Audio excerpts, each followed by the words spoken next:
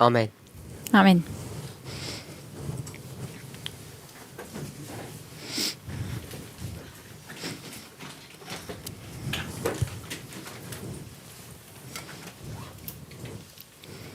In our first study yesterday, In unserem ersten Studium gestern we began to look at the subject of sanctification. haben wir angefangen, die Thematik der Heiligung anzuschauen. We have two references on the top right hand side of the board, Links oben auf der Tafel haben wir zwei Zitatangaben. and we haven't actually read them yet. Wir haben sie bisher noch nicht gelesen. What we looked at Was wir aber betrachtet haben, is the subject of our prophetic, or our testing message. ist die Thematik unserer prophetischen, oder ich sollte sagen, unserer Testbotschaft. Whether or not this message is prophetic or moral. Ob nun unsere Botschaft eine prophetische ist oder eine moralische. We know that we've got a working definition Wir wissen, dass wir eine Definition haben, that the everlasting gospel is a three-step prophetic testing message. dass das ewige Evangelium eine dreifache Testbotschaft ist. And we've used that definition in our movement for a number of years now.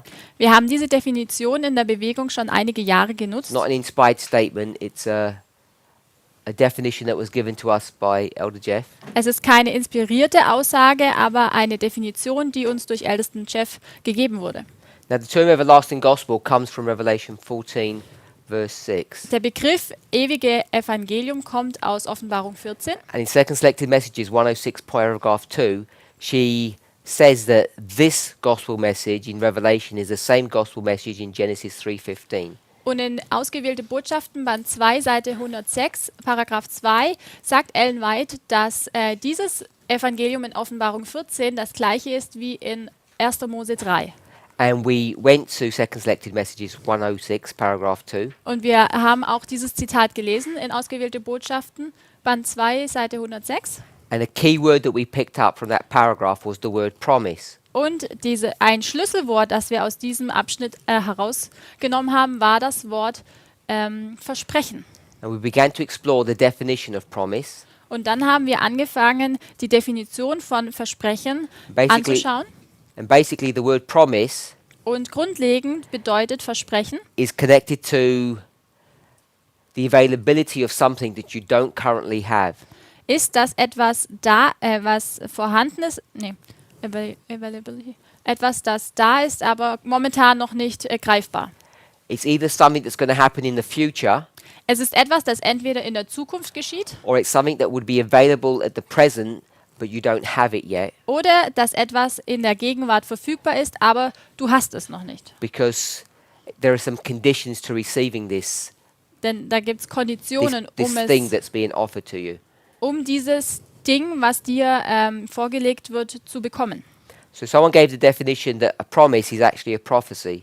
Und jemand hat die Definition gesagt, dass ein Versprechen eigentlich eine Prophezeiung ist. So we looked at this concept of promise or prophecy, Also haben wir das Konzept des Versprechen und der Prophetie betrachtet. and the classic definition is of something that's in the future, some prediction. Und die klassische Definition ist, dass es etwas ist, was in der Zukunft geschieht. So no one actually used the word prediction. Und niemand hat eigentlich diese Vorhersage benutzt, dieses Wort. At least I don't think anybody did. Also ich glaube, Don't niemand recall hat it. Vorhersage hier erwähnt. So we've got promise or prophecy. We could also put it's a prediction. Also wir haben das Versprechen, wir haben die Prophezeiung, aber wir könnten auch die Vorhersage sagen. So when we looked at that story Als wir diese Geschichte hier betrachtet haben, from Second Selected Messages, hier aus Ausgewählte Botschaften Band 2, this was the story of Christ coming, das war die Geschichte, dass Jesus kommt, which was the fulfillment of Genesis 3:15. welches die Erfüllung von 1. Mose 3 ist. So we looked at the word fulfill. Wir haben also das Wort erfüllen betrachtet. We see it's a doubling. Wir haben gesehen, dass es eine Doppelung ist. It means fill, fill. Es bedeutet füllen und füllen. It's the tautology, Es ist so das Total, das Komplettmachen, Vollmachen. and that's just I guess it's an English word. I don't know if it's translatable. It's just a fancy word of saying there's some kind of literary style of doubling. Es ist nun ein Wort, was bedeutet, dass es eine Doppelung ist. And many secular authors use this technique over and over again. Und viele weltliche Autoren nutzen dieses Konzept. So if you just did some basic research on the word tautology, you'll see it's used quite frequently. How do you spell it? T-O-R-T. Tor. Okay. Es ist im Literarischen ist es Tautologie, also eine Doppelung. Is this a German word, yeah? Okay. So it just means end, end. Welches also nun bedeutet, es geht hier Ende und Ende. So it has some certainty about it. Es ist also eine Gewissheit spielt hier mit ein. So we know that this is a reference to Christ. Wir wissen also, dass hier ein Bezug auf Christus ist. So we went to the story of Christ, Also sind wir zur Geschichte von Christus gegangen. but we went through it through Mark chapter 1 verse 15. Aber wir haben es betrachtet von Markus Kapitel 15. And the 1 Vers 15. 1:15. Ja, I can So see. the reason we went there Der Grund, warum wir dorthin gegangen sind, is because of what? Why did we go there? warum sind wir dorthin gegangen?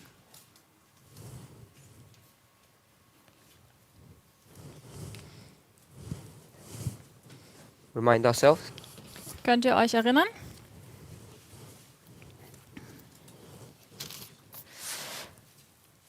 The time is fulfilled Die Zeit ist erfüllt and the kingdom of God is at hand. und das Königreich Gottes ist da.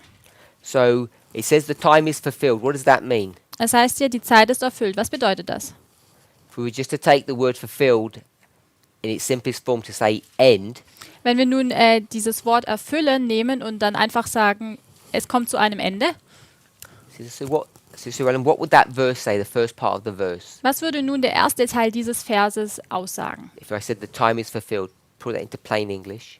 Und wenn es hier heißt, die Zeit ist erfüllt, wenn man das jetzt nun einfach sagt. That an end is coming, that an end has come, that something has been accomplished. Okay, so that the end is already here. Dass also das Ende schon da ist. So we'll just substitute the word fulfilled with ended. Wenn wir nun also Erfüllung oder hier erfüllt mit dem Wort enden austauschen And we have that the time is ended. und dann haben wir also, die Zeit ist beendet. If we're okay with that. Sind wir damit einverstanden?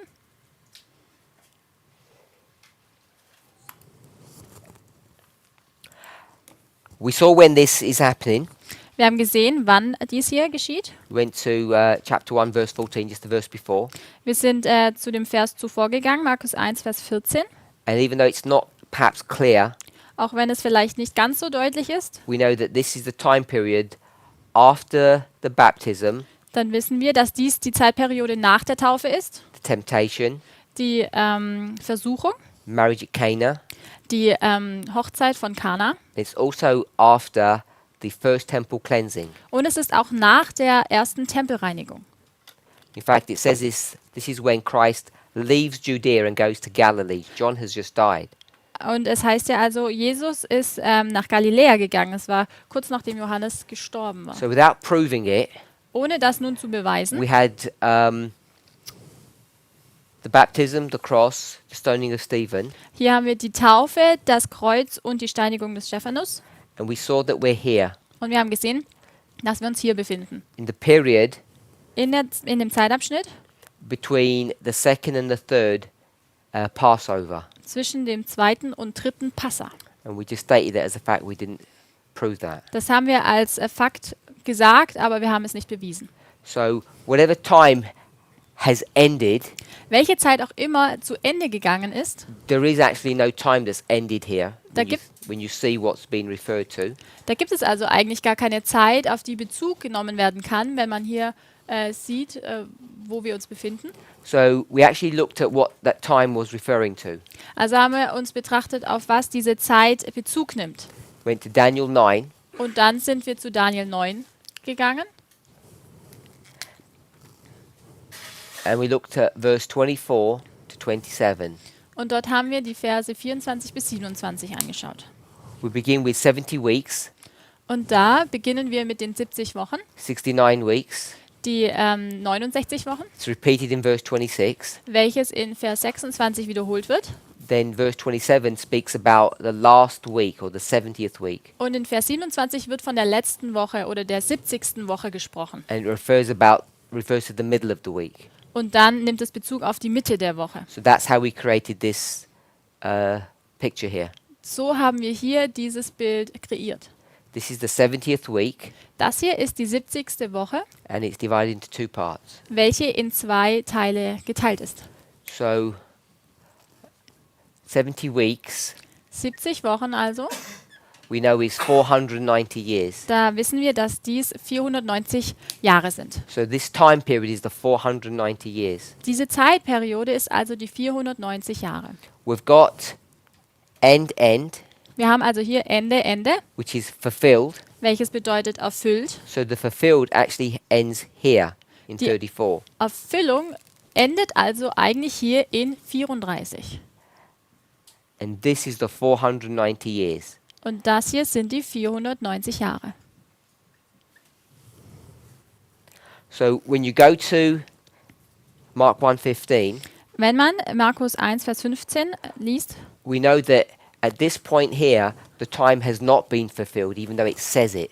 dann wissen wir, dass die Zeit noch nicht erfüllt war, auch wenn es hier so heißt. So we change that Also ändern wir das to the time is being fulfilled. zu die Zeit wird erfüllt sein. Then we went to another story. Dann haben wir eine andere Geschichte betrachtet. And which story was that? Welche Geschichte war das? That's the Millerite history we went to. Wir sind zur Miller-Geschichte gegangen. And we went to Second Selected Messages, page 102, paragraph 1. Und dort haben wir ausgewählte Botschaften, Band 2, Seite 102 Which is a gelesen, story about the Millerite history. welches die Geschichte der Miller-Geschichte ist. And there we read Und dort haben wir gelesen, that there were special prophecies dass es da spezielle Prophezeiungen gab,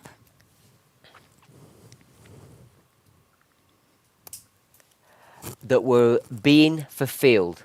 die erfüllt werden. In the first sentence, Erster Satz. it says, God's people passed over the ground, Gottes Volk ist welcher? Which, Pass? Okay. 102.1. Es ist 102.1. First paragraph, it begins with, there are those who are now living. Ja. So I'm just paraphrasing. In that first sentence, it says that God's people are passing over the ground, Gottes Volk geht über den Grund, and the ground that they're passing over, und der Grund, über den sie gehen, we're going to change to a time prophecy, da ändern so a time period. die period. Zeitperiode. So it says they're passing over ground, and I'm saying that means they're going through a time period. Also sie gehen hier über den Grund und das bedeutet, dass sie die Zeitperiode ändern. So you walk over some ground. Du gehst also über einen gewissen Grund I'm saying symbolically that means you're going through a time period. und ich sage, symbolisch bedeutet das, dass du durch eine gewisse Zeitspanne hindurchgehst. You're not actually walking over some ground. Du gehst ja nicht du gehst ja nicht buchstäblich über gewissen Grund. Is everybody okay with that? Können wir damit übereinstimmen? Brother Jim, does that make sense? Passing over the ground, I'm saying they're not walking over something. They're actually going through a time period, an experience. Yes? Also da gehen Leute über einen Grund, aber ich sage, dass das symbolisch betrachtet bedeutet, dass man durch eine gewisse Zeit hindurch geht. Is that concept okay for everybody? Ist dieses Konzept soweit in Ordnung? No questions? Keine Fragen? Okay, so I have a question then. Aber ich habe eine Frage. If you agree with that, Wenn du damit übereinstimmst, can you give me an example kannst du mir ein Beispiel nennen, where we see this phenomena, this thing happening? dass wir dieses Phänomen sehen, dass wir das erkennen können? Because I'm suggesting Denn ich schlage vor, the passing over the ground is a time period. dass dieses über diesen Grund hindurchgehen eine Zeitperiode ist. So you might argue that I'm just guessing. Und ihr könnt jetzt argumentieren, dass ich das jetzt nur vermute. So do we have another example of this? Also das ist die Frage, haben wir noch ein weiteres Beispiel? Brother Roland. Bruder Roland? Can you think of one? Kannst du Okay. noch Sister nicht? Kathy? Well, I was thinking that each of the dispensations were walking through a period. So I need a proof as opposed to a concept. Okay. Also ich brauche einen Beweis, kein Konzept. Well, is it the one you gave up there on 27 to 34? Ist es das von Come up with one. 27 bis 34? Sister Tamina? Nein? I was just thinking about the agriculture model if the farmer starts plowing. Sister May?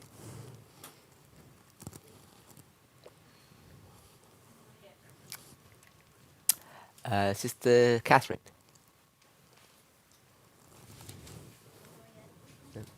Brother Arian? What's a proof for you? Was ist ein Beweis für dich? An exact, Quote. Ein an exact scenario like this. Doesn't have Vers to be- oder might not be ein an exact verse, but a scenario like this. Zitat? Nein, nicht unbedingt ein Vers, aber ein eine Szene wie dies. This is Millerite history. Das ist If Miller-Geschichte. someone else points to this time period, that's a good answer. No. Jemand hat auf diese Zeit gewiesen. Okay. Das war aber kein guter Beweis. The White She speaks more than one time that the pioneers passed over the ground. And this ground was the experience what they had in the 1840s to 44s. So the problem with that proof is that's the very thing that I'm saying now. Should I translate what he said? Sure. I guess. Oh, I forgot, sorry. Er hat gesagt, am Ende von dem Leben von Ellen White hat sie viel darüber gesprochen, dass die Pioniere über den Grund gegangen sind. Und er sagt, das war speziell der Zeitabschnitt von den 1840ern. Und dann, what was your answer? It's the same, it's exactly the Okay. same scenario. Das ist as genau this die Szene, die hier Ellen White in diesem Zitat beschreibt. one. Okay, so maybe my example isn't good then. Vielleicht ist dann mein Beispiel, das ich in den Kopf habe, nicht gut. Was it the one we had yesterday a little bit with the hour of judgment has come? So Sister Tamina said, did we discuss it yesterday? No. Haben wir es gestern besprochen, als wir darüber gesprochen haben, wo es in Offenbarung heißt, die Stunde des Gerichts ist gekommen. So Nein. let's go to the book of Revelation. Lasst uns zum Buch der Offenbarung gehen.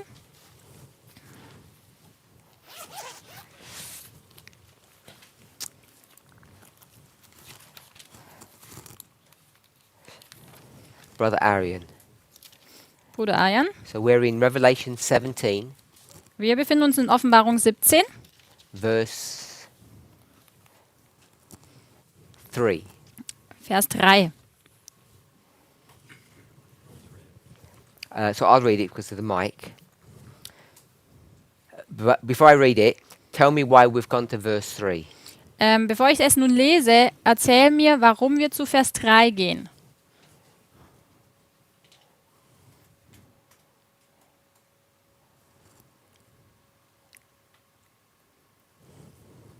Okay, so I'll read it.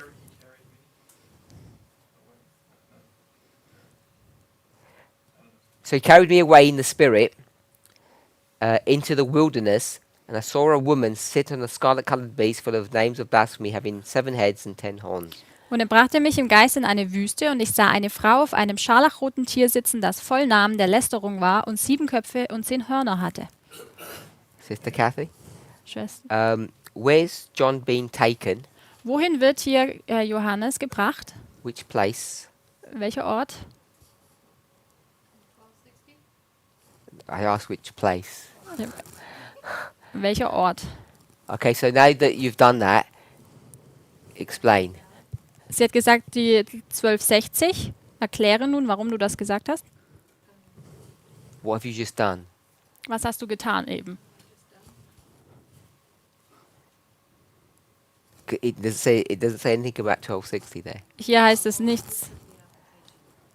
Hier steht nichts von 1260. Also So I went to Second Selected Messages and I said, walking over the ground Also ich bin zu ausgewählte Botschaften 2 gegangen und habe gesagt, dieses über den Grund gehen equals a time period. ist gleich Zeitperiode. So now I've taken you to 17:3, Also habe ich dich nun zu Offenbarung 17, Vers 3 gebracht. and I asked where had John been taken, Und ich habe gefragt, wohin wurde Johannes gebracht? and you turned that into a time. Und du hast das nun in eine Zeit umgewandelt. So just explain. Erklär es bitte.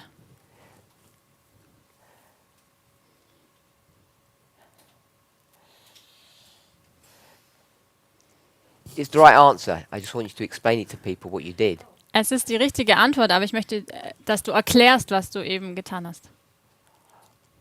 Second selected messages, I took you to a place In 2. ausgewählte Botschaften habe ich dich zu einem Ort gebracht, called a ground, welches der Grund heißt.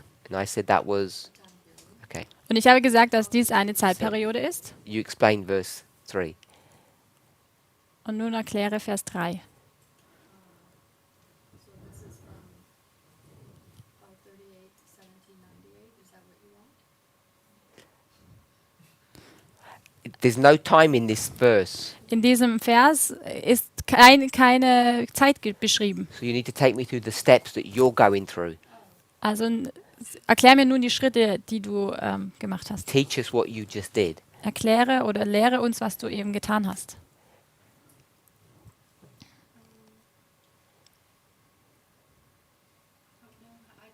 I just know that the wilderness is the 1260. Ich weiß einfach, dass die Wüste die Zeit der 1260 ist. So you've got the word wilderness, Also, wir haben hier das Wort Wüste and wilderness is what? und die Wüste ist gleich, It's a place. ist ein Ort. It's not a time. Es ist keine Zeit.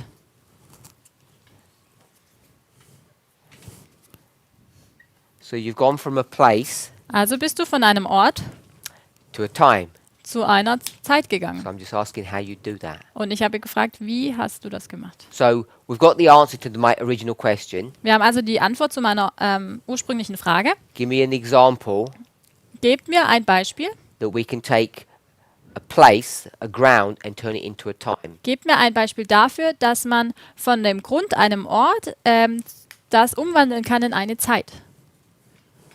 So you turned it into a time period, Und du hast es also nun in eine Zeitspanne umgewandelt. which I knew you would do. Welches ich wusste, dass du das tun würdest.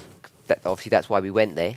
Denn offensichtlich sind wir deshalb So dorthin gegangen. that's my proof that we can do this here. Das ist mein Beweis, dass wir das hier also machen können. So for those people who are not familiar with it, I've just asked, just walk us through the steps that one would take.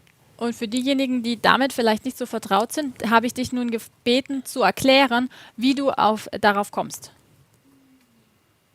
If you're not sure, just okay. Bin mir nicht sicher. Anyone? Sister Sue Ellen.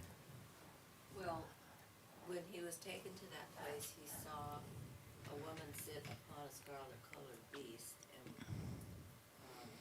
full of names of blasphemy, having 7 heads and 10 horns. So the woman is Rome, and the 7 heads and 10 horns are the princes of Europe, Okay. the kings of nations, and so we know that Rome was the head of those kingdoms. Yes. Okay. So the logic that you're going to use Also die Logik, die du nun hier nimmst, is you're going to say that there is a woman riding a beast, hier gibt es eine Frau, die auf dem Tier sitzt. and the woman is the papacy, the beast is European king. So that's the logic that you're going to be using. Die Frau ist das Papsttum und die Köpfe sind die europäischen Nationen. Yes, and so then we learn from history when that time was. Okay, so we're going to go to history to say that that is a time period, or when that time period was. Und dann gehen wir in die Geschichte, um zu erkennen, wann diese Zeit ist. Roland? Von dem Kontext sagt es, dass die Frau betrunken ist. Betrunken sein ist ein höchster Zustand. Der höchste Zustand wurde 1798 erreicht. 1798 ist mit 1260 verbunden. Kannst du ein bisschen langsamer, kurze? Der It says that the woman, it is, who's drunken? Wer ist betrunken? Yeah, the woman is drunken, and so being drunken, the highest point is 1798. Der höchste Punkt von betrunken zu sein, wird mit 1798 in Verbindung gebracht. So being drunken, so this high point is in connection with 1798. So you've gone to verse 6. Also du bist nun zu Vers 6 gegangen It talks about her being drunk. und dort heißt es, dass sie berauscht ist oder betrunken ist. So you read that as bloodshed, Und du liest das also als Blutvergießen and you've said all the blood has been shed towards the end, and you get 1798. und du sagst, dass all das Blut gegen Ende vergossen wurde, also bist du dann, landest du 1798. Dies verbunden mit den 1260 Jahren, die zu Ende gehen. And that is in connection with the 1260, which end in that year. Okay? Sister Tamina. I would go back to Revelation 12, verse 6 and 14, where you see Let's slow down. So everyone's staying in this verse, in this chapter, sorry, Alle bleiben hier in dem Kapitel and they're using symbology which I think everyone is stating that we all understand. und nutzen hier die Symbolik und sagen, dass wir es alle die Symbolik verstehen. And we're going to use a sprinkling of history to prove that. Und wir nehmen dann etwas Geschichte, um das zu beweisen. And that's the approach that we've taken. Und das ist also die Herangehensweise, die wir getan haben. And that's the approach that I took for second selected messages. Das ist auch die Herangehensweise, die ich benutzt habe, hier in dem Zitat. So the way we've approached this Die Art und Weise, wie wir hier herangegangen sind, is not robust. ist nicht so robust. It's not definitive. Es ist nicht so definiert. So we're going to pick up the word wilderness Also, wir nehmen hier das Wort Wüste and we'll see how it's used within the book itself by John. und dann schauen wir, wie es in dem Buch von Johannes benutzt wird. And if you do that, Wenn du das tust, you'll go to Revelation chapter 12. dann gehst du zur Offenbarung Kapitel 12. So Sister Tamina said, let's go to Revelation 12. Also hat Tamina gesagt, lasst uns mal zu Kapitel 12 gehen. And you took us to what verse? Welcher Vers hast du gesagt? verse 6 and 14. So you took us to two verses, Also sie gibt hier 2 Verse an, 6 and 14. Vers 6 und Vers 14.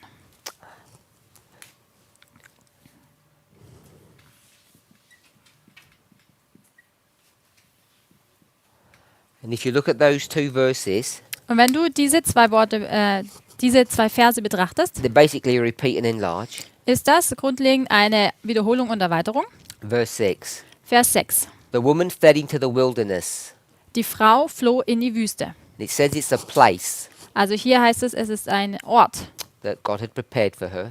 den Gott vorbereitet hat. And whilst she was there, Und während sie dort war, he would feed her for 1,260 years. würde Gott sie für 1260 Tage lang ernähren. If we do day for a year. Jahre, wenn wir das Jahr-Tag-Prinzip anwenden. Sister Catherine, Schwester Catherine, what's the Bible verse for day for a year? was ist der Bibelvers für das Konzept ein Jahr-Tag?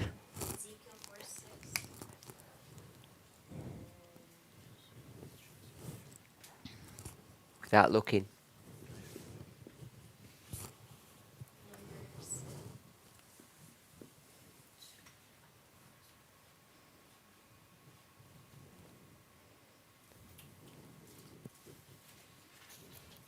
Sister Aileen? Brother Carl?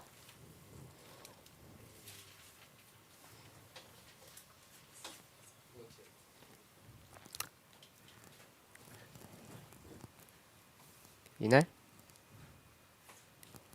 Or you don't understand me? No? Brother Roland? Bruder Roland? Without looking? No, they can't look. Schaut nicht aus dem Kopf heraus. Did you look? No, 14, 34. 14:34. Also Hesekiel 4, Vers 6 und 4. Mose 14, Vers 34. So the wilderness in this verse Die Wüste also hier in diesem Vers is a place ist ein Ort, and it's also a time period. welche aber auch eine Zeitperiode ist. Verse 14 Vers 14, says a very similar thing, dort heißt es sehr ähnlich. and it tells you how she gets there. Und dort heißt es, erklärt es uns, wie sie dorthin gelangt. She has wings to fly to this place, Sie hat Flügel, um zu diesem Ort zu fliegen. and she's nourished there for, it gives the same 1260 in a different way. Um dort ernährt zu werden. Und dann gibt es diese 1260 in einer anderen Art und Weise ausgedrückt. Does everybody understand time, times, and half a time? Versteht jeder von uns eine Zeit, 2 Zeiten und eine halbe Zeit? Yeah? Sister Aileen, you understand time? No? We need to put our hands up if I ask a question and you don't know. Wenn ich eine Frage stelle und ihr wisst nicht, dann hebt die Hand. So, here it said 1260. In diesem Vers hieß es 1260. It doesn't say 60, it says three score. Hopefully everybody knows what three score is. In German it says. In German it just says 1260, yeah. In English, does everybody know what a score is? Im Score is Englischen 20. heißt es hier 3 mal 20. So it's 1,200, they're easy. And then it says three score, Im which Englischen is 3 times 20. heißt es hier 1203 und dann 3 mal 20, welches ja dann 60 ist. And in verse 14, Vers 14 dann it says time, heißt es Zeit, times in plural, Zeiten im Plural and then half a time. und dann halbe Zeit.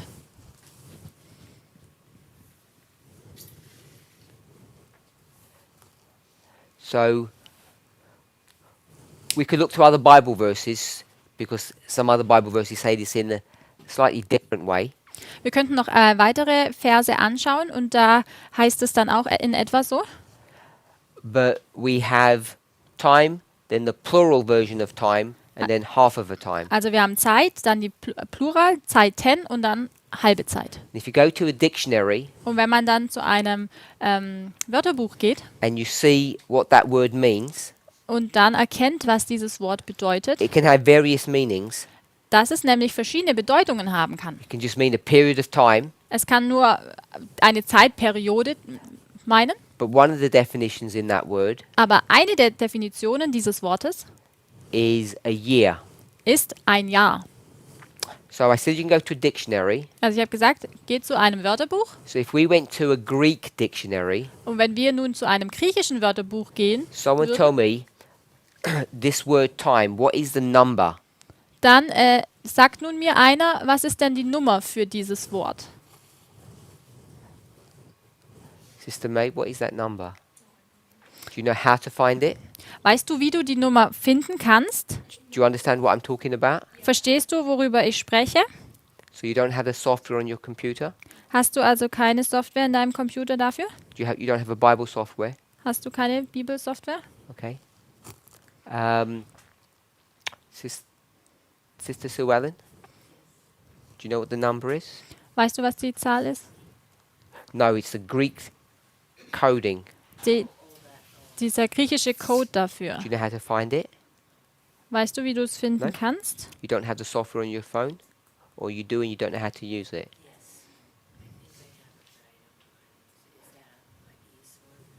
Sure. Some Yeah. kind of Bible program. Irgendein Bibelprogramm, eine Software, ISO zum Beispiel, kann dir dabei helfen. Do you have Android or iPhone? Okay. You have Android? There's ISO. We both have iPhones. Brother Carl? This is an English word called time. And it comes from a Greek word. Also And I'm asking, give me the number for that Greek word. das englische Wort ist Zeit und ich bitte dich jetzt nun, mir den griechische Code zu geben. Also dieses griechische Wort hat einen Code. Eine Nummer. Now don't help him. I want to know if he can do it. Helf ihm.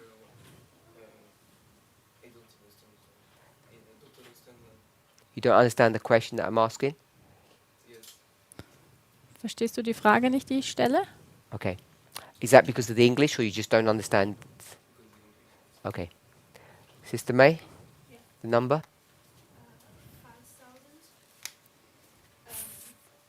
5? 5092. Okay, so Brother Arian says no. Are you in the Hebrew? Are you in the Old Testament? Another one is 2540.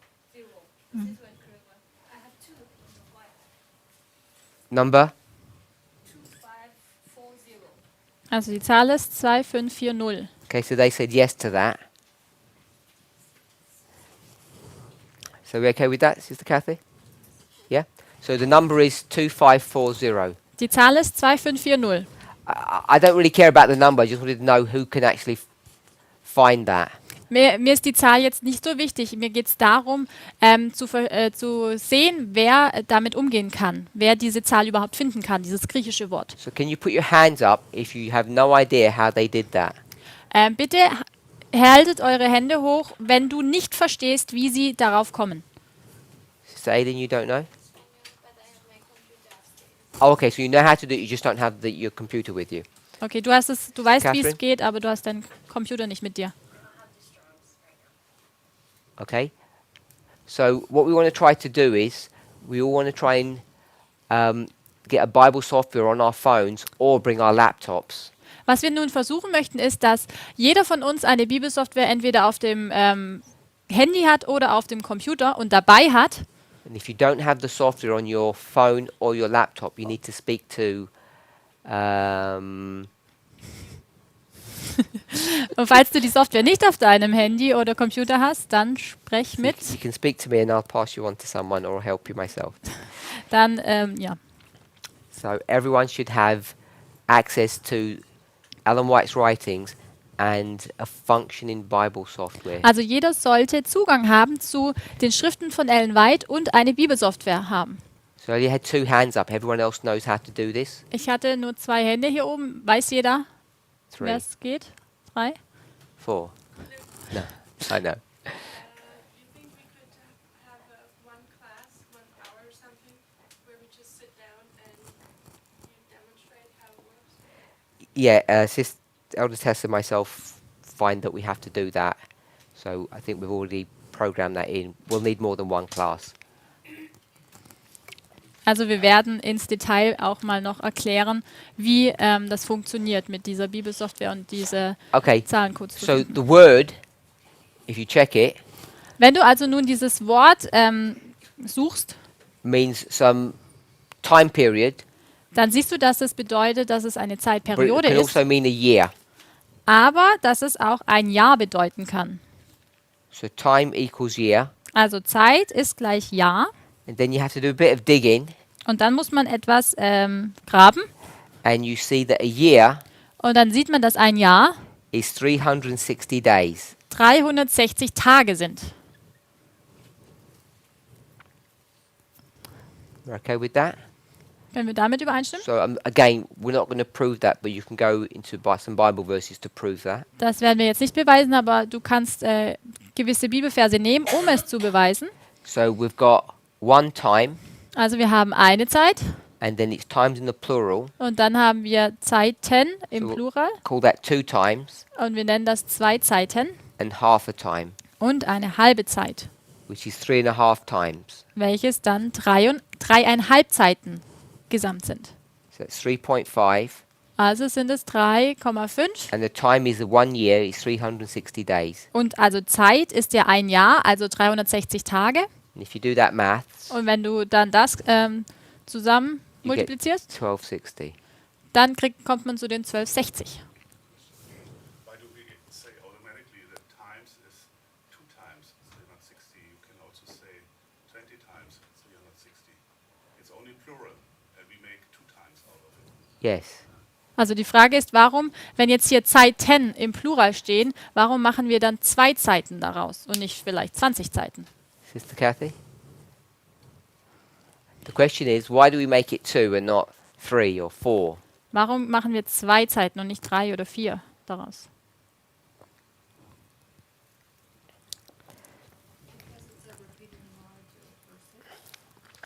because Sister Kathy is going to use a methodology called repeat and enlarge. Schwester Kathy nutzt hier Methodik und sagt hier Wiederholung und Erweiterung. And she's going to say that verse 6 and verse 14 Und sie sagt, Vers 6 und Vers 14 is giving the same story but with additional information. gibt hier die gleiche Information, die gleiche Geschichte, aber mit noch mehr Information. So she'll make the time period the same. Also stellt sie hier die Zeitperiode gleich. Brother Arian? Bruder Arjen? I was looking, because I thought there was another verse where it says double time or twice, but I'm not sure, so. You've been able to find it?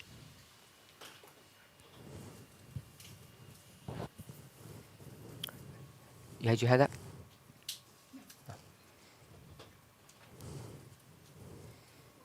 After one, it comes two. After one comes two. Nach 1 kommt 2. Was heißt erweitern? Enlarge. Enlarge. Yes. Okay? I'll give you time to find that.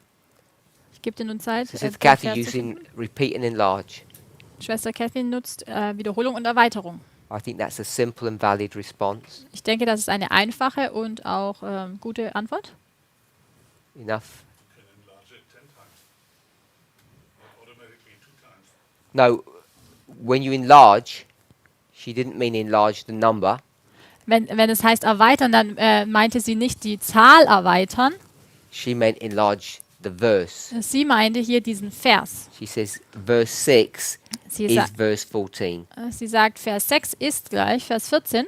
So 1260 Und somit sind die 1260 is time times and a half. gleich eine Zeit, Zeiten und halbe Zeit. And if you just did that algebra, Und wenn du nun diese Algebra machst, you'd see that it would have to be 2. dann erkennst du, dass es zwei Zeiten sein müssen. It just becomes an algebraic equation. Also das wird hier eine Gleichung, die du lösen musst. Any more comments? Noch mehr Kommentare? Okay, so back to our study. Gehen wir zurück zu unserem Studium. We can turn geography into time. Wir können Geografie nicht in Zeit umwandeln. Second selected messages 102. Zweite, ausgewählte Botschaften, Seite 102. And this time period that they're in, Diese Zeitperiode, in der sie sich befinden, this is the Millerite history. welches die Miller-Geschichte ist, She says special prophecies were in process of fulfillment. sagt sie, spezielle Prophezeiungen sind in dem Prozess, sich zu erfüllen. In their order, Nämlich in ihrer Reihenfolge. one after the other. Einer nach der anderen. And then she says they bore the message of time to the people. Und dann sagt sie, dass sie die Botschaft der Zeit zu den Menschen gebracht haben. So can someone summarize what that statement means? Kann jemand zusammenfassen, was diese Aussage nun bedeutet?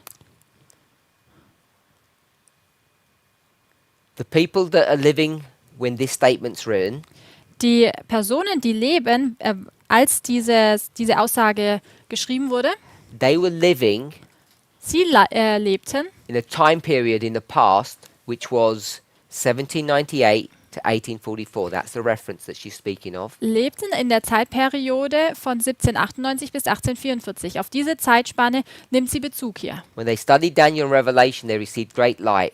Als sie die Daniel und Offenbarung studierten, haben sie großes Licht empfangen. And they received that light Und sie haben dieses Licht empfangen, when they passed over the ground als sie über diesen Grund gegangen sind, where particular prophecies were being fulfilled. wo spezielle Prophezeiungen erfüllt würden. And they bore the message of time to the people. Und sie trugen die Botschaft der Zeit zu dem Volk. Okay, so can someone explain what this passage is teaching? Kann jemand erklären, was dieser Abschnitt lehrt? We discussed this yesterday. Wir haben das gestern schon besprochen. The reason why this is important to understand Der Grund, warum es wichtig ist, dies nun zu verstehen, is because this principle is going to be used over and over again. ist, dass dieses Prinzip immer und immer wieder genutzt wird. In fact, this principle is now being challenged Und eigentlich wird sogar dieses Prinzip momentan herausgefordert. In fact, it always gets challenged. Beziehungsweise es wird eigentlich immer herausgefordert. When? When does it always get challenged? Wann denn? Wann wird es herausgefordert, dieses Prinzip? When the time is fulfilled, when we live in that time. So, Sister Tamina said, when we live in that time, Wenn wir in der Zeit leben, by whom is it always challenged? von wem wird es denn herausgefordert? By people who oppose us. Bei Menschen, die uns entgegenstehen. So, the natural group that oppose us is the church, the conference structure. Und die natürliche Gruppe, die uns entgegensteht, ist die Gemeinde. We would expect them to challenge us. Also wir erwarten, dass sie uns herausfordern. But what becomes surprising, Aber was überraschend ist, perhaps not surprising, oder vielleicht auch nicht so überraschend, when people, for whatever reason, leave this movement, wenn Menschen für welchen Grund auch immer diese Bewegung verlassen, the first thing they do das Erste, was sie tun, is attack what concept? ist, welches Konzept zu attackieren. This one here.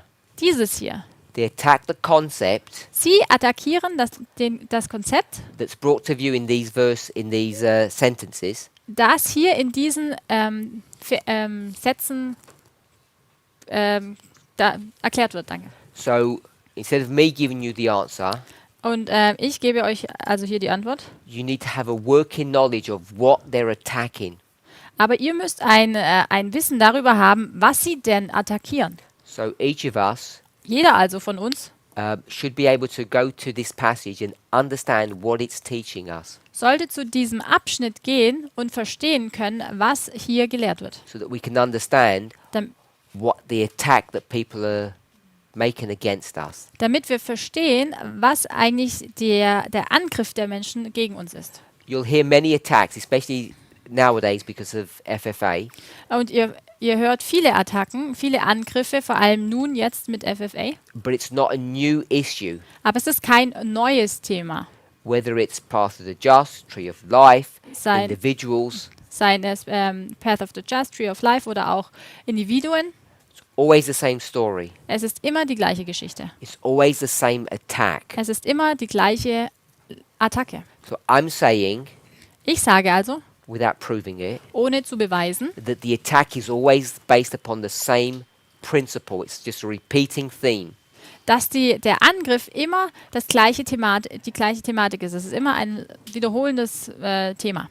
And it's what's brought to view in this passage. Und es ist nämlich, was hier in diesem Abschnitt dargelegt wird. She doesn't talk about an attack. Hier spricht sie nicht über einen Angriff oder But Attacke. to understand what people are attacking, Aber um zu verstehen, was Menschen angreifen, I want us to understand what she's speaking of here, möchte ich, dass wir verstehen, worüber sie hier spricht. which goes back to what a promise is, Was dann darauf zurückgeht, zu verstehen, was eine Verheißung ist, which goes back to the tension eine Versprechung, Entschuldigung, was dann dahin führt zu einer Spannung, between two Bible verses. nämlich eine Spannung zwischen zwei Bibelversen. What are the two Bible verses we've read? Welche sind die zwei Bibelverse, die wir gelesen haben? 3:15, 14, 6. No. We never even read 3:15, if you remember. We just referenced it. Mark 1:15. Markus 1, Vers 15 And the second one, Sister Tamina? und der zweite Vers. Revelation 14:6. Offenbarung 14, Vers 6. Mark 1:15 says, Markus 1, Vers 16 sagt, the time is ended. die Zeit ist beendet. And it hasn't. Aber sie ist eigentlich nicht beendet. Then it says the kingdom of God Und dann heißt es, das Königreich Gottes is at hand. ist nahe. And in a revised version it said is nearly here. Und in einer überarbeiteten Version heißt es, es ist fast da. Sister Catherine? Revelation 14:6 says what? Und Offenbarung 14, Vers 6, was heißt es dort? Don't read the verse to us. Lest nun nicht den Vers. We just did Mark 1:15, you do Revelation 14:6. Wir haben eben Markus 1, Vers 16 besprochen und du erklärst uns nun Offenbarung 14, Vers 6.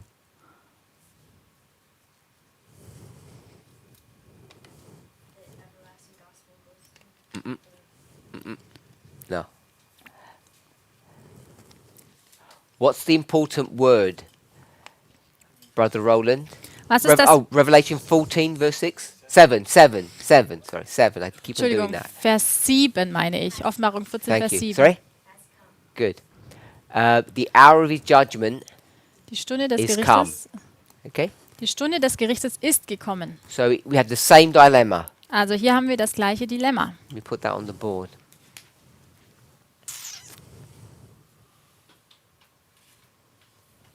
So we've got Mark 1:15. Wir haben also hier Markus 1, Vers 15. And then we've got Revelation 14, verse 7. Und dann haben wir Offenbarung 14, Vers 7. And they both speak about this idea of is come, Beide sprechen über dieses Prinzip, ist gekommen, the hour is here, die Stunde ist da and we know it's not. und wir wissen, dass es nicht der Fall ist. It's still 46 years in the future. Sie ist immer noch 46 Jahre in der Zukunft. We're okay with that? Können wir damit übereinstimmen? So who wants to have a go at Second Selected Messages 102? Just those first two sentences that we looked at. Wer möchte nun zusammenfassen, was ausgewählte Botschaften Band 2, Seite 102, die ersten Sätze bedeutet? We can leave the second sentence. That just says they bore the message of time. That's the main issue that they're teaching. Den zweiten Satz können wir weglassen. Da heißt es nur, sie haben die Botschaft der Zeit zu den Menschen getragen. You're looking for a summary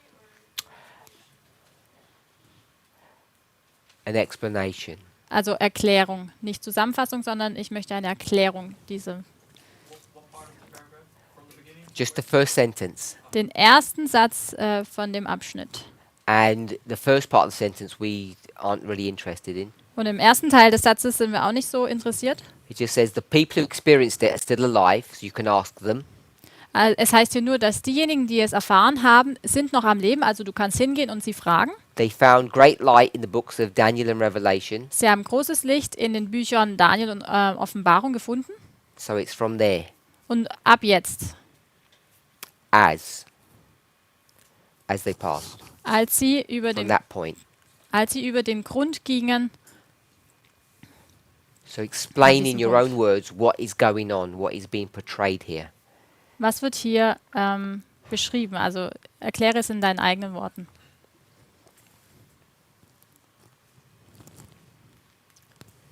Sister May? this is a question. So which part you are talking about? This select message 1.2? Second selected messages 102, first sentence, second half of the sentence. If you're in the English, it begins with the word as.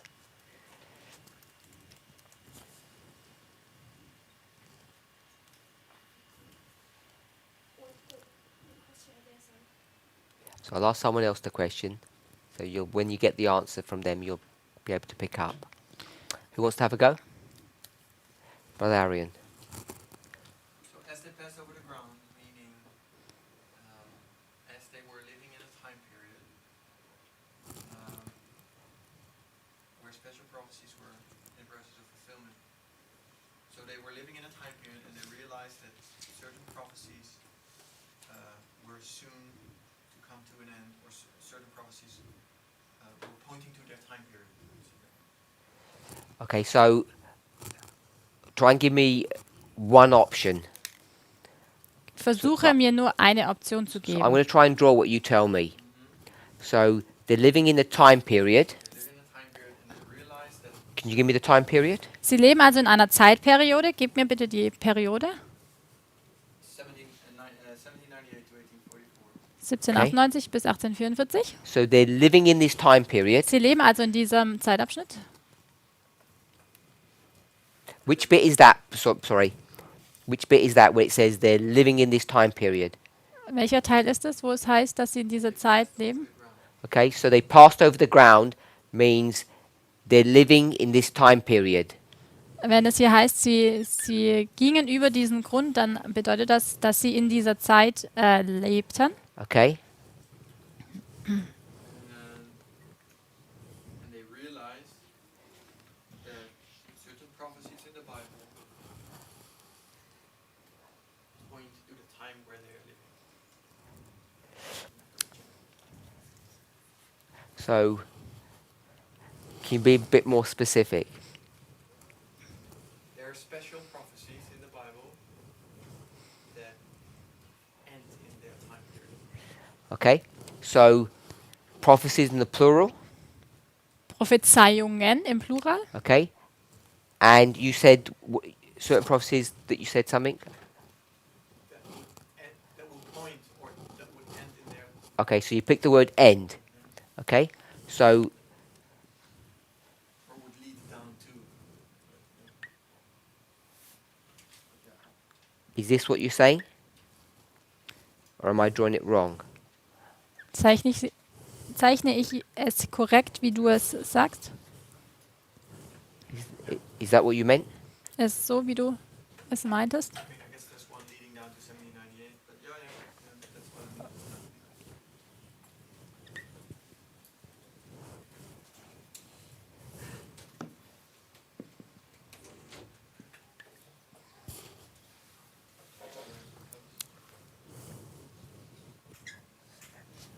And this one was here?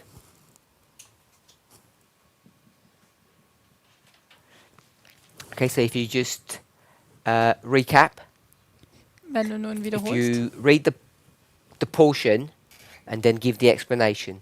Lese den Abschnitt und dann gib nochmal die Erklärung.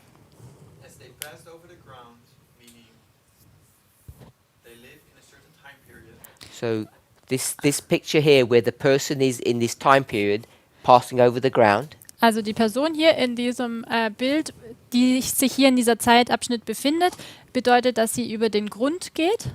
Where special prophecies were in the process of fulfillment in their order, meaning prophecies in the Bible, special prophecies in the Bible, pointing to or ending in this certain time period. Wo spezielle Prophezeiungen im Prozess sind, in dem Prozess der Erfüllung sind, bedeutet das hier. What does it mean? so these arrows are prophecies. Also diese Pfeile hier sind die Prophezeiungen. So they're all prophecies. All diese sind Prophezeiungen. They're all found in the Bible, you say. Alle können in der Bibel gefunden werden, das ist, was du sagst. So you added that. Das habe ich hinzugefügt. Did you add that? Hast du es zugefügt? Daniel and John. So it says Daniel and John, so you're not even adding that. Nein, das hast du nicht hinzugefügt, weil es heißt hier, es sind Prophezeiungen aus von Daniel und Johannes. So there are prophecies that are found in the books of Daniel and John, Es sind Prophezeiungen, die im Buch Daniel und Offenbarung gefunden werden. and these are special prophecies. Und diese speziellen, besonderen So Prophezeiungen, you didn't tell us what special meant. du hast noch nicht erklärt, was besonders oder speziell bedeutet. Then one more part, Und dann noch ein weiterer Teil. order. In ihrer Reihenfolge. So we'll put P1, 2, 3, and 4. Also sagen wir hier jetzt Prophezeiung 1, 2, 3, 4. So there's some order to this, Da gibt es also eine gewisse Reihenfolge. and you picked up the word fulfillment, Und du hast auch das Wort Erfüllung aufgegriffen, which meant end. welches Ende bedeutet. So, someone else? Jemand anders? Frage? And when you look at the paragraph and it says, as they passed over the ground, So you're asking about passing over the ground. Es geht hier um die über den Grund oder den Boden schreiten. I know we were making this, the time period 1798 to 1844 in this example. Could we also say as they passed over the ground, well, like John and Daniel, when they were studying? Could we make an application, because as they're studying these, as they're passing through that experience of a prophet or studying, they're receiving this great light.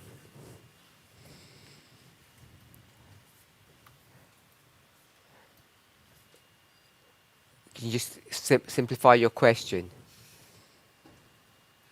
Passing over the ground, can we make another application that this passing over the ground is where they actually, the ground would be Daniel and John, and they go through that ground searching.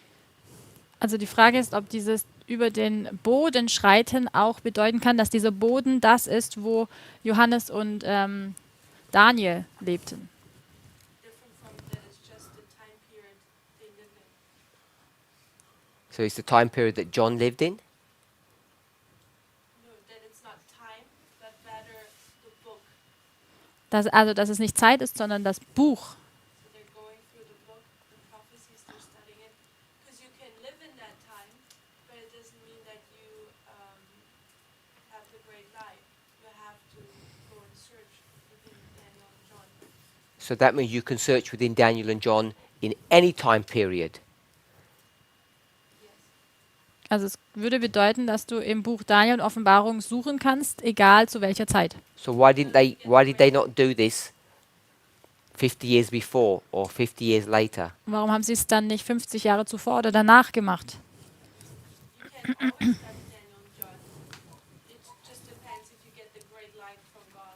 So I'm asking you, could they have received it before or afterwards? Also man kann Daniel und Offenbarung zu jeder Zeit studieren, aber die Frage ist, wann empfängt man das große Licht? Before and after from what This time period. Ka time period. Your point you're making is, don't turn this into this time period. Just turn it into studying the books of Daniel and Revelation. No, I'm asking if we can do a secondary application. That's what I just said. So you're saying you can just say this is studying Daniel and Revelation. Also du sagst also, es ist nur Daniel und Offenbarung zu studieren, So my egal zu question welcher Zeit. is, could this experience have happened 50 years before or 50 years afterwards? Und jetzt ist meine Frage, ob diese Erfahrung, die hier beschrieben wird, auch 50 Jahre zuvor oder 50 Jahre danach Because vonstatten gehen The konnte. answer to your, if you're not even making a question, you're saying, is this possible? The answer would be then, yes, they could have received the great light before or afterwards. Also du stellst eigentlich eine Frage, ist das möglich? Und dann ist die Antwort ja, es könnte 50 Jahre zuvor oder 50 Jahre danach gewesen sein. And my question to you is, Und meine Frage an dich, do you believe that? glaubst du das? Do you believe they could have received the light later on or before? Hätten sie das Licht auch später oder zuvor sogar empfangen können? Because if they could have, Denn wenn sie es empfangen hätten können, then you could have this other application, like you've said. dann könnte man auch die Anwendung machen, die du gesagt hast. Does it depend on what are the special prophecies? Also hängt es davon ab, was diese speziellen Prophezeiungen sind. Brother Arian, you had your hand up? No, I just thought I could Sure.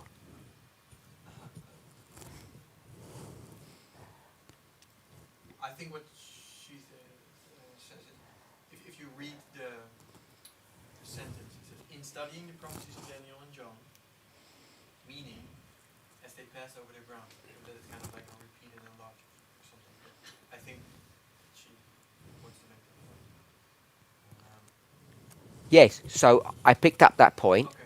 So if they were studying the books of Daniel and Revelation 50 years before, Also wenn sie nun die Bücher Daniel und Offenbarung 50 Jahre zuvor studiert hatten, they could have received great light. dann hätten sie dieses große Licht empfangen können. That's what she's asking, or that would be the implication of what she's asking. Das ist also die Auswirkung von von der Frage, die sie stellt. Or 50 years earlier, or later, whenever it was. So Oder 50 Jahre danach, egal wann. she wants to take the time period out Sie möchte diesen Zeitabschnitt herausnehmen and say that what they're doing is just studying. und sagen, okay, was sie also tun, ist eigentlich nur studieren. When you make the ground the book, Wenn man diesen Grund, diesen Boden, das Buch macht, not the period, aber nicht den Zeitabschnitt. that's her proposition.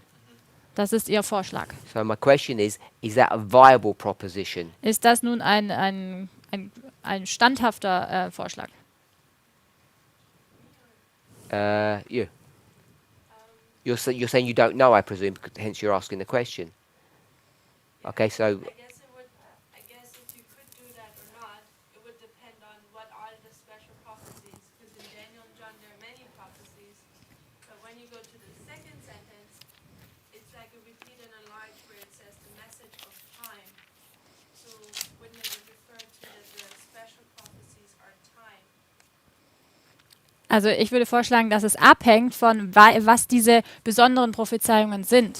you said there are many prophecies in Daniel. Und du hast gesagt, es gibt viele Prophezeiungen in Daniel. Mention one that's not time. Und nenne nun eine, die nicht die Zeit beinhaltet. You have all, we come back to what is the definition from prophecy? Is prophecy always time or can I predict some characteristics? Tell me in the book of Daniel one that's not time related. Nenne mir eine Prophezeiung, die nicht mit Zeit You in said- Verbindung steht. You said there are many in there. Denn du sagst, es gibt viele. When Medo-Persia falls and Greece rises, do we have a time prophecy for that? So that would be an example. For example, or do we have a time period when we know that Alexander the Great this one will break and the four other ones come up? We only get characteristics, but not really like this and this time that and that will happen. Okay. Also wir haben zum Beispiel, wenn Alexander das Horn bricht und dann die vier aufkommen, haben wir keine Zeit. Wir haben nur die Charakteristik beschrieben. So the problem with that Das Problem damit, is they're just parts of one prophecy, dass es nur Teile einer Prophezeiung sind. whether it's Daniel 7 or Daniel 8. Sei es Daniel 7 oder Kapitel 8. And that prophecy in each case is a time prophecy, Und die Prophezeiung in jedem Fall ist, dass es eine Zeitprophezeiung I would ist. think. Brother. I think when Mrs. White speaks the phrase passing over the ground, she means time. So when she addresses the pioneers, that must be time. They had a special time where they lived, and in this time period, these prophecies were fulfilled. Should I translate? Yes, sorry. Good idea. Stop me. Also ich denke, hier war das Kommentar, dass ich denke, dass dieses über den Grund schreiten, dass Ellen White sich auf eine Zeitperiode bezieht. Also sie muss Zeit meinen. Die Zeit, in der die Pioniere lebten. Just look to the text and it says, they passed over the ground, and then it says, where. So this where points to the ground. So she's going to explain this ground. Where special prophecies were in the process of fulfillment. So if the ground, passing over the ground is a book, then this second part of this sentence doesn't really make sense because it points to a point or a place where prophecies are fulfilling.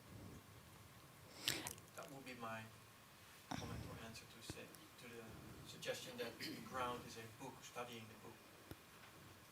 That it should relate to a certain time period where prophecies are fulfilling. Is that okay, Sister Tamina? Is that what? Is that okay? Or you didn't understand? Yeah, I'll give one more point on that. If you go, Should I translate? she said yes. Yeah, but what Arian said or not? Translate Brother Arian as well. Also hier war Smack das me.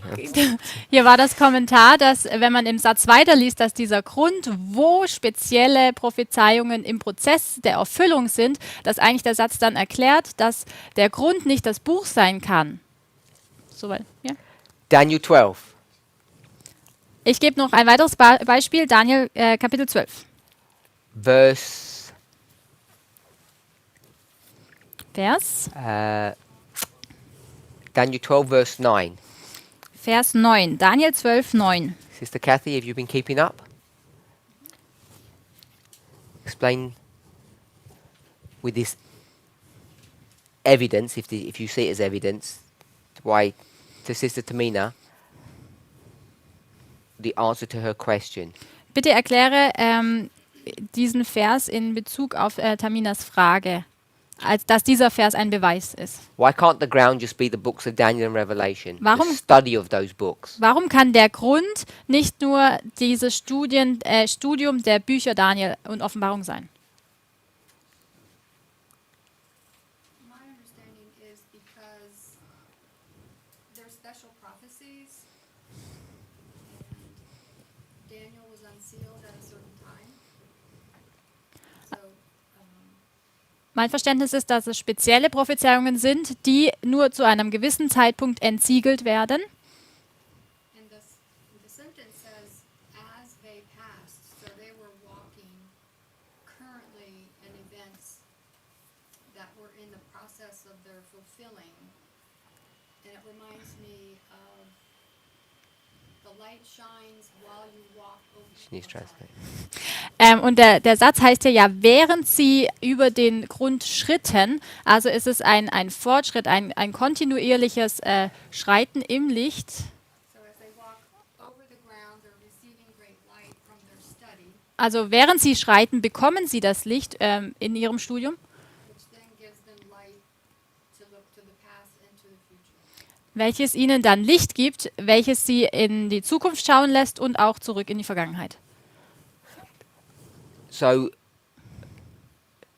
if this was just the study of Daniel and Revelation, Wenn dies nun nur ein Studium von Daniel und Offenbarung sein würde, they could have received the great light at any time period. dann hätten sie das große Licht zu jeder Zeit empfangen können. But 12:9 Aber Daniel 12, Vers 9 says that there's no ability to receive great light sagt, dass es da keine Möglichkeit gibt, dieses große Licht zu empfangen, until a certain time period. bis zu einer gewissen Zeit. No matter how much you study Daniel and Revelation, you will not receive light. Egal wie viel du Daniel und Offenbarung studierst, du wirst das große Licht nicht empfangen. So the books are closed up. Die Bücher sind also versiegelt. They will not reveal any light Sie werden kein Licht offenbaren until the time of the end. bis zur Zeit des Endes. And then it says special prophecies. Und dann heißt es besondere oder spezielle Prophezeiungen. And as you said, Und so wie du gesagt hast, there are many prophecies, es gibt viele Prophezeiungen, but the ones we're interested in are the special ones. aber diejenigen, in denen wir interessiert sind, sind die besonderen. So the special ones must be in this time period that are being fulfilled. Die besonderen müssen also die sein, die in dieser Zeitspanne Erfüllung finden. And the examples that you gave, Und die Beispiele, die du angebracht hast, that there's no time period when Rome will rule for. Das That's ist- not a good example of when Alexander the Great will be killed. dass du das Beispiel, das aufgebracht wurde, dass es keine Zeit gibt, für das Alexander stirbt, Is not given.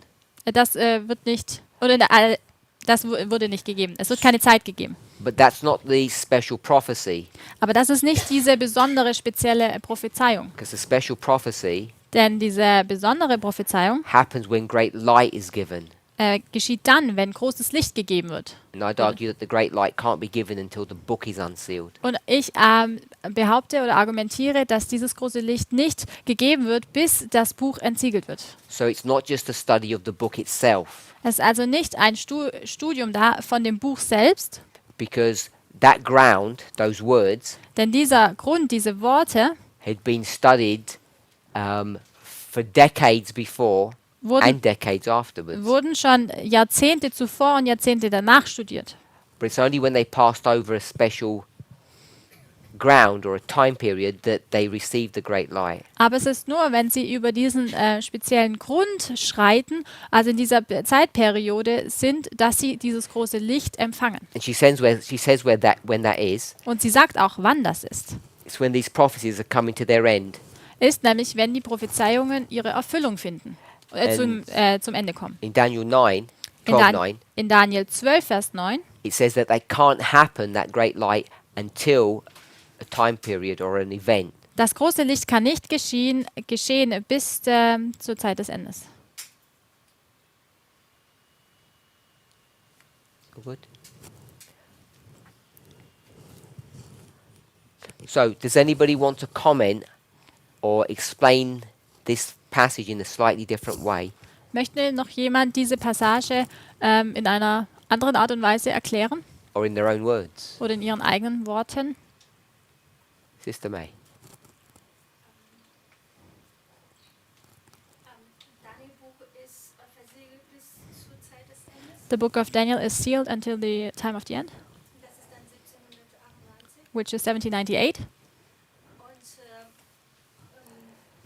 Milleriten durch Bibelstudium hat dieser Punkt erkannt. And the Millerites understood that by studying, Und die erkennen die Prophezeiung erfüllte in ihrer Lebzeit, in ihrer Zeit. and understand that those prophecies will be fulfilled in their time.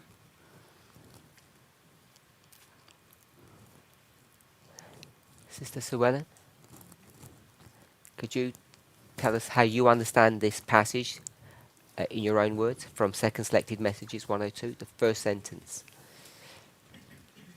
Well, I understand it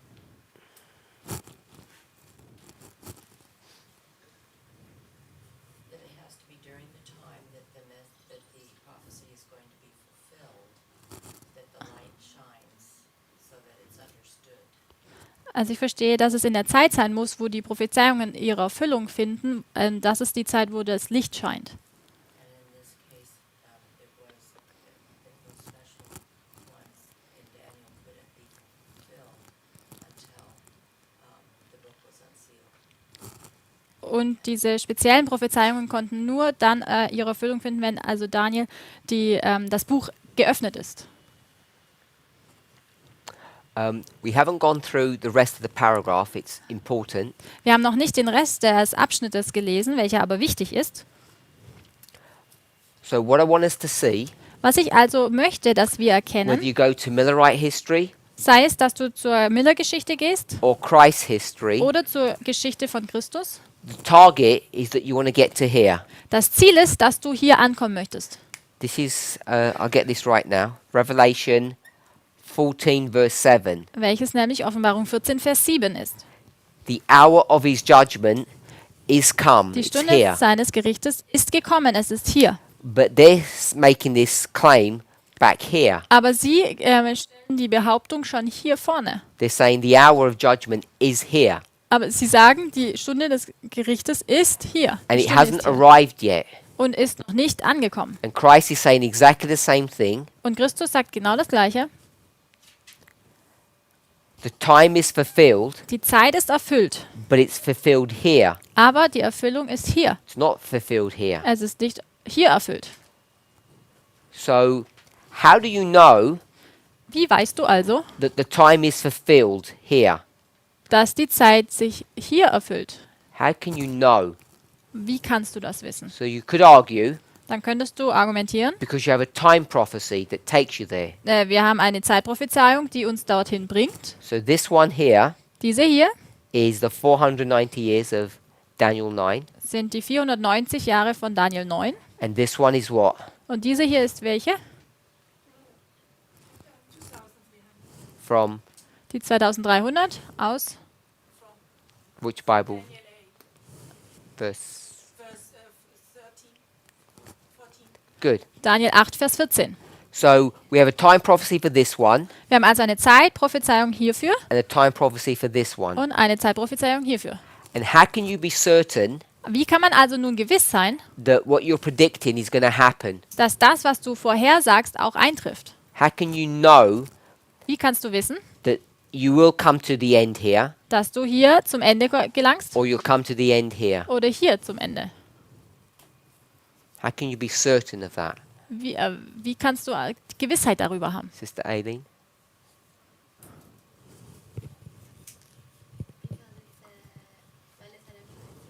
Because it's a prophecy, ja. Sure, but everyone makes mistakes. Aber ja, okay, jeder macht Fehler. We could just make a mistake. Du könntest ja einen Fehler begehen. How can you be sure? Wie kannst du also sicher sein? You're here. Du bist hier. Remember, this is where Christ is. Erinnert euch, hier ist Christus. And we're here. Und wir befinden uns hier. And we're saying Und wir sagen, that the prophecy will be fulfilled here dass die Prophezeiung hier erfüllt sein wird. in 44 or 34. In 44 oder 34. My question is, how can you be certain that that's... Also die Frage ist, wie kannst du dir darüber sicher sein? Because I'm going to say, look, it's about to happen. Denn ich sage, ja, guckt hier, es wird geschehen. The time has come to its end. The judgment is here. Die Zeit ist zu Ende gegangen und das Gericht ist hier. And I want you to believe me. Und ich möchte, dass du mir also glaubst. And why would you believe me? Warum würdest du mir glauben? How do you know? Wie weißt du es?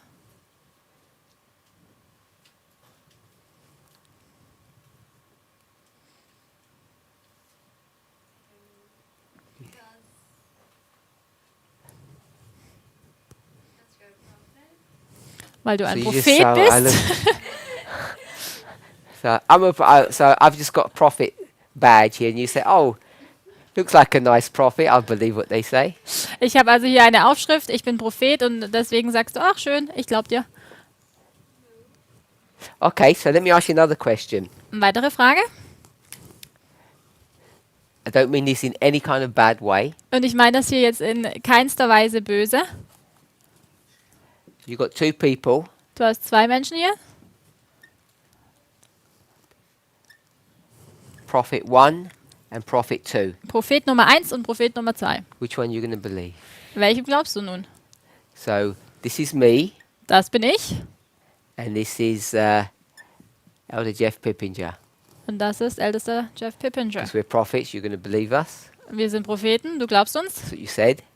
Das ist das, was du And you glaubst. believe us both. Glaubst du uns beiden? So which one you want to choose now? Welchen willst du ihn nun wählen?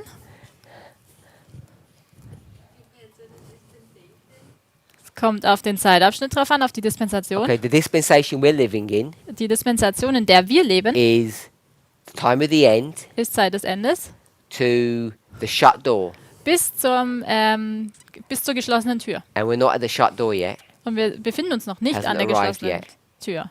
We'll call the shut door Sunday law. Wir nennen die geschlossene Tür nun Sonntagsgesetz. It's in the future. Also sind wir noch in der Zukunft. So who are you going to believe? Wem glaubst du nun?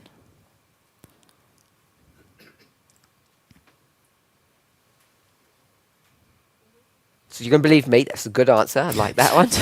Du wirst I mir would- glauben, ich I mag die would do the Antwort. same. Das würde ich auch tun. So the question is why? Die Frage ist aber, warum? Why do you believe me Warum glaubst du mir instead of this person? und nicht der anderen Person? Because you said it's because I was a prophet. Weil du gesagt hast, ja, du bist ein Prophet. But the problem is that's not a good answer because we've got other prophets. Das Problem ist, das ist keine so gute Antwort, weil es gibt ja noch andere So Propheten. why choose me instead of him? Warum wählst du mich und nicht den anderen? Yeah, for me it was because we are living, like, kept us for another dispensation. No, but I've just agreed we're in the same one. This is 1989 Also wir befinden uns in der Dispensation von 1989. and Sunday law. So it's the same bis zum dispensation. We're both here. Sonntagsgesetz. Gleiche Dispensation, beide sind wir hier.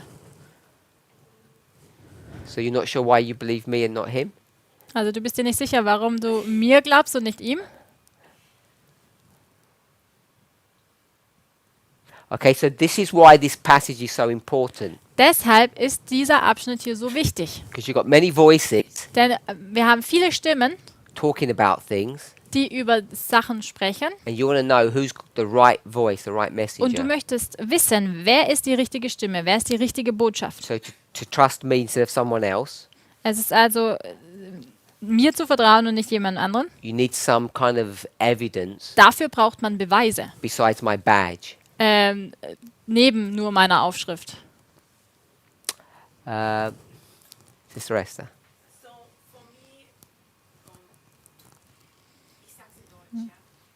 Für mich sind Beweise die Umstände, die in der Vergangenheit in diesem Dispensionszeitalter gewesen sind. For me are the evidences, die Die Umstände und Marksteine. the circumstances and waymarks which were in the dispensation in the past. It needs time to get translated. Sorry, when we do it backwards, we need to Can give them time to Schumann translate. hear me? She can hear you in Okay. the English. Oh, can she hear you in English? I don't think so. Oh, She can just hear you. okay. Yeah. So I can repeat what you said. Well, I can speak maybe loud, and she might hear me. Okay. So start again.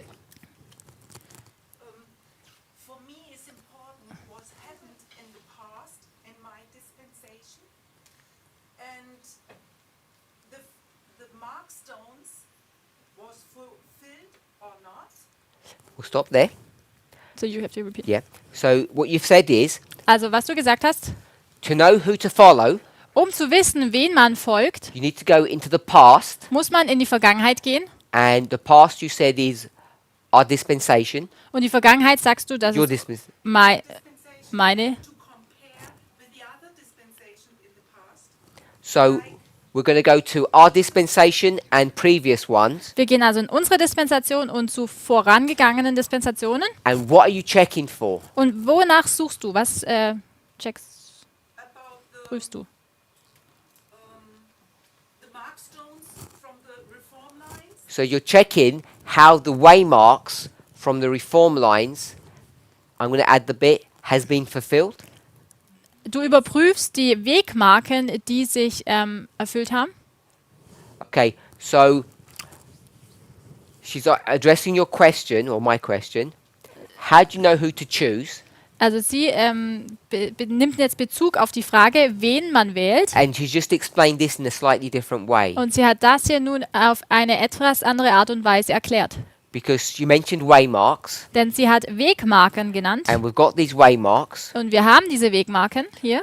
So if I move this over a bit, Wenn ich nun uns hier etwas weiter fortbewege, I put us here. uns hier hinstelle, So what she just said was, was sie also nun gesagt hat, there are waymarks that have already happened, da gibt es Wegmarken, die schon geschehen sind.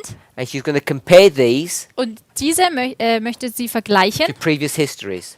nämlich in Bezug auf andere Geschichten, also mit vorangegangenen Geschichten vergleichen. So we'll simplify that. Also nun einfacher. So there's an explanation Da gibt es eine Erklärung of 1, 2, and 3. von 1, 2 und 3. They're all in the past. Sie alle befinden sich in der 'Cause we're Vergangenheit, here. denn wir befinden uns ja hier. So this person, Diese Person, what's he going to explain? was erklärt er? Sister Aileen?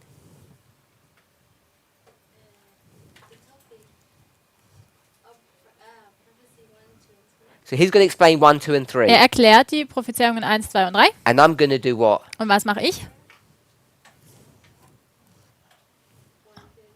I'm 1, going to 2 do und the 3. same. Ich mache genau das Gleiche. So we're both going to explain Wir beide erklären 1, 2, and 3. 1, 2, 3 And we're going to say und sagen 1, 2, and 3 1, 2, 3 is the evidence ist der Beweis of what? von was? Of the fourth. Von 4. So we're going to say, I'll explain all of what's happened in the past, Wir sagen, ich erkläre all das, was in der Vergangenheit geschehen ist, because these will be what?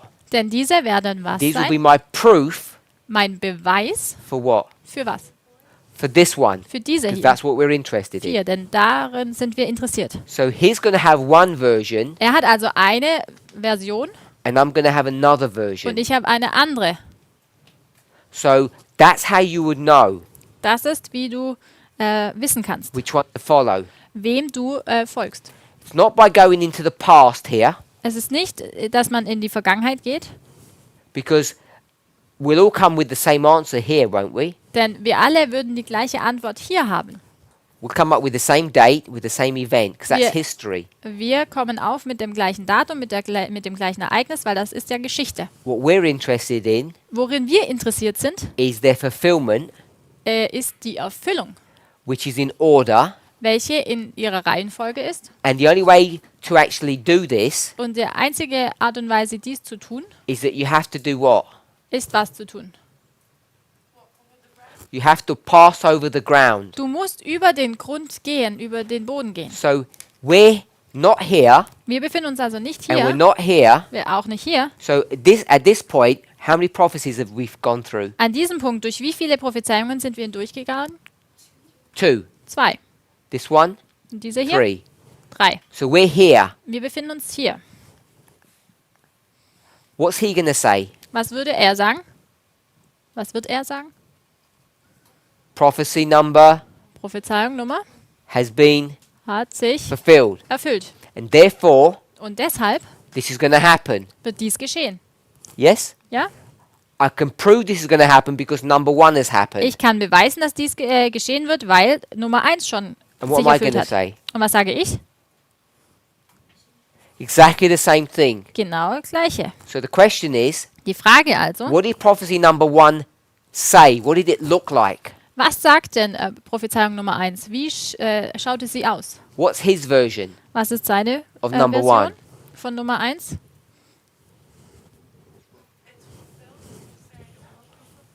No? What's his version? What's he saying happened here Was sagt er, was in hier geschieht 1989? in 1989? Yeah, what happened in 1989? Was geschah dort? Good. There's a fight between the king of the south and the king of the north. Da ist ein Kampf zwischen dem König des Nordens und Revenge. dem König des Südens. Eine Revenge. Rache, danke.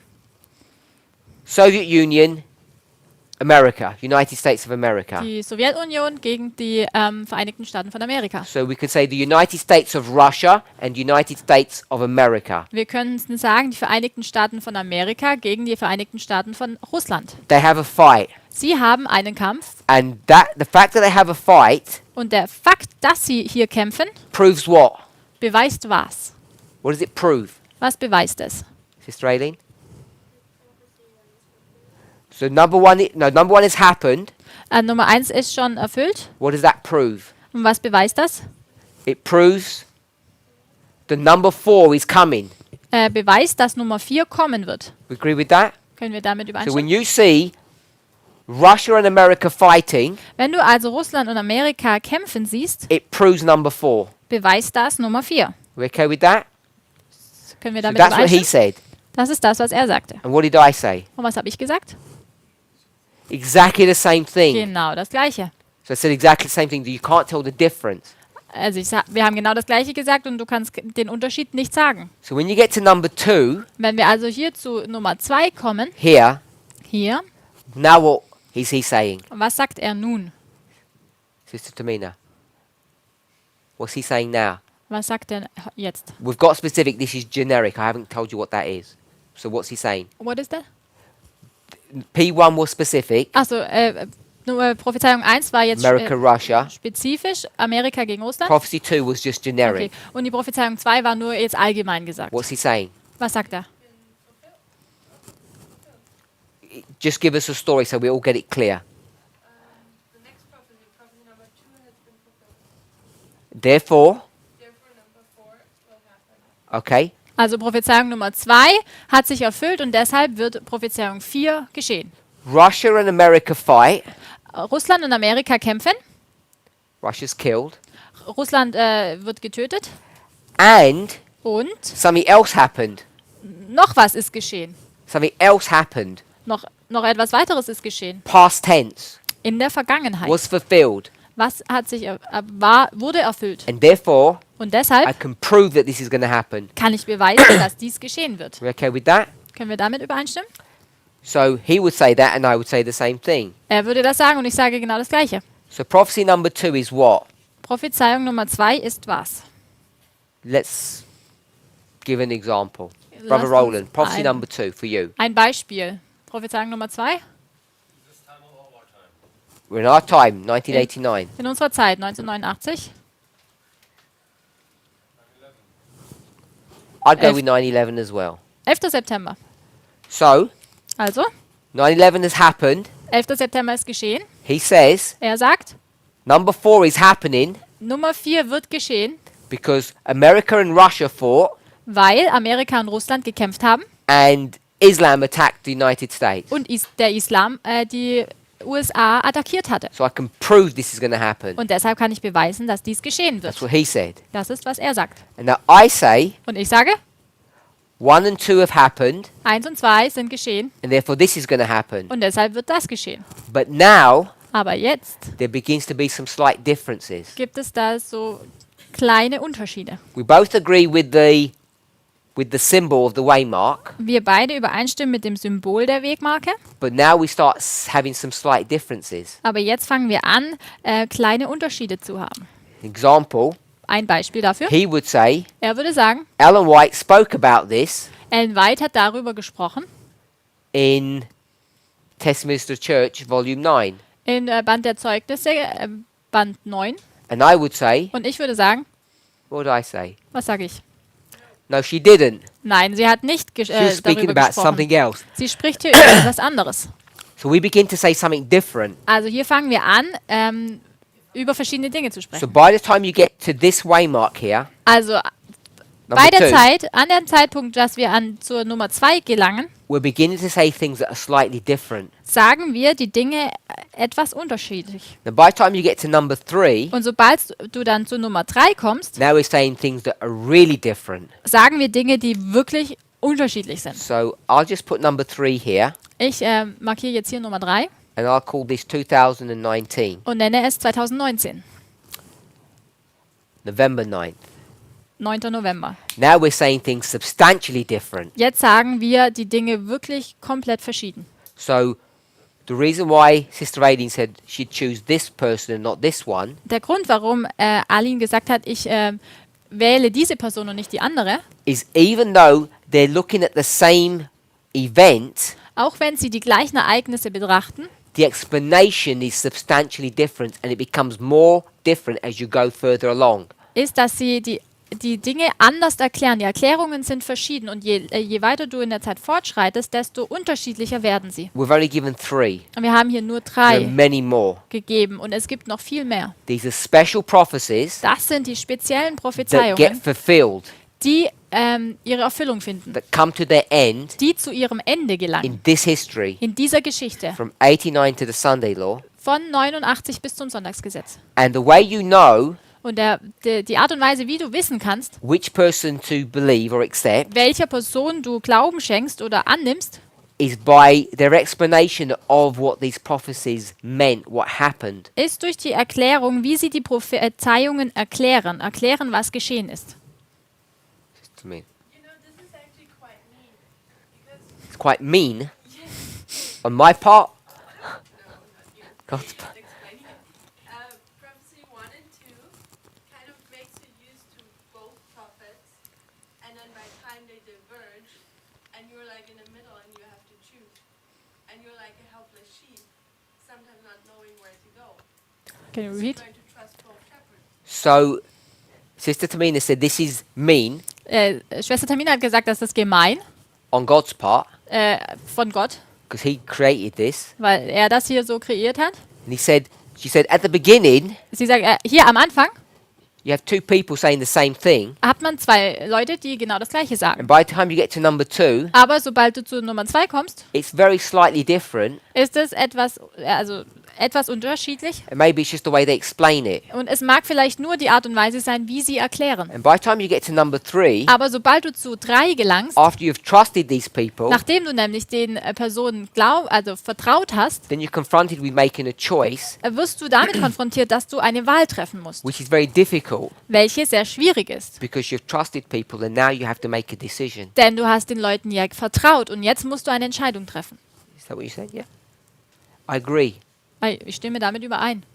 It's so difficult Es ist so schwierig, because when I asked Sister Aileen why she would choose which one of the persons, weil als ich die Frage gestellt habe an Aline, warum wählst du diese Person, she couldn't give a clear answer of why she would choose. konnte sie keine deutliche Antwort geben, warum sie so wählt. It shows how difficult it is Das zeigt auf, wie schwierig es ist, to even put it into words why we make the choices.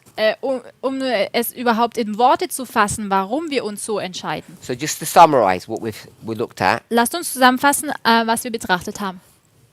the passage talks about walking through a time period. Die Passage spricht darüber, dass man durch eine Zeitperiode hindurchschreitet. It says Es heißt, we're in the time period when the prophecy will be fulfilled. wir befinden uns in der Zeitperiode, wo sich die Prophezeiungen erfüllen. It's always the end. Es geht hier um das Ende. But in order for someone to know that that's going to happen, Aber dass man überhaupt weiß, dass dies geschehen God wird, helps us. hilft uns Gott. When you're in this special time period, Wenn du dich in dieser speziellen Zeit befindest, for the Millerites it's 46 years, für die Milleriten sind es 46 Jahre, for the Israelites, für die Israeliten, if we were going to do equivalent, wenn wir es hier äquivalent machen, it would be 38 years. wären es 38 Jahre. Brother Roland, you agree 38? Kannst du damit übereinstimmen, Roland? 38 Jahre? Okay, Yes? yes. Ja? Tell us why 38. Sag warum.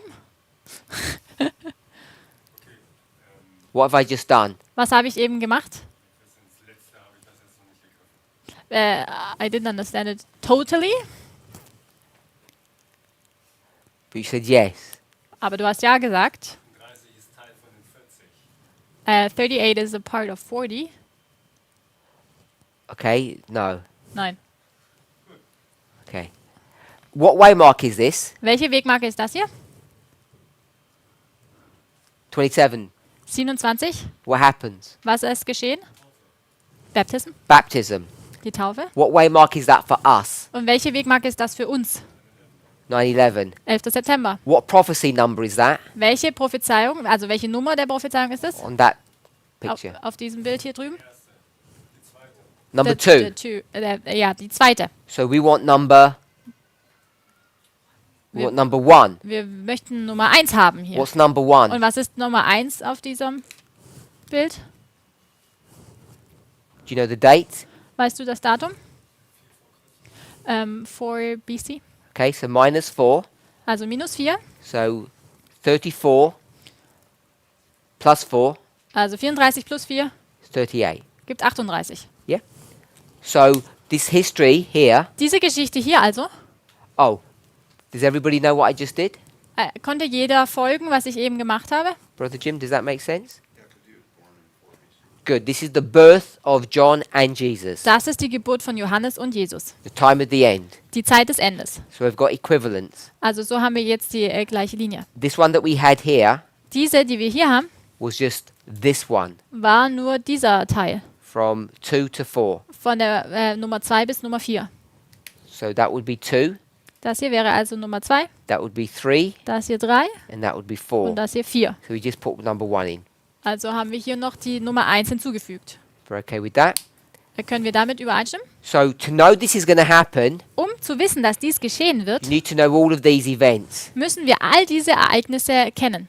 And one of the arguments that they have Und eine der Argumente, die sie aufbringen, here hier, is which number prophecy? ist welche Nummer? Number 1. Nummer 1. What are they arguing about in number 1? Über was geht es in Nummer 1? No, what are they arguing about number 1? Worüber argumentieren sie bei Nummer 1? Sister Kathy? What is number 1? Was ist Nummer 1?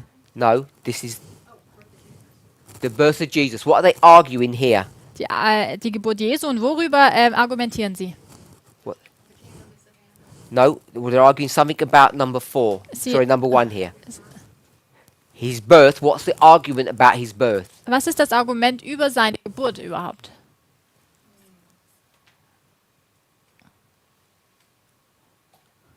I'll give you a clue. Ich gebe dir einen Hinweis. Where is Jesus from? Woher ist Jesus?